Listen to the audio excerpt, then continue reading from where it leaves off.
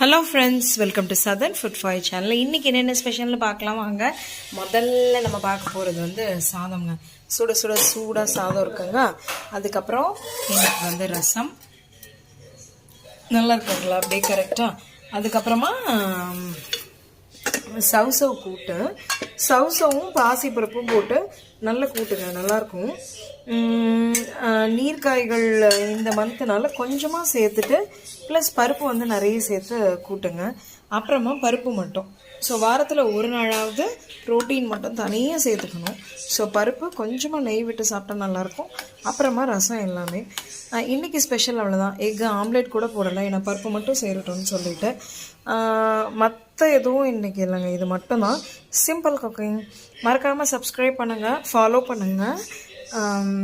நம்ம யூடியூப் சேனலில் ரெசிபி இருக்குது, ட்ரை பண்ணி பார்த்துட்டு சொல்லுங்கள். நாளைக்கு பார்க்கலாம். Thank you, bye bye.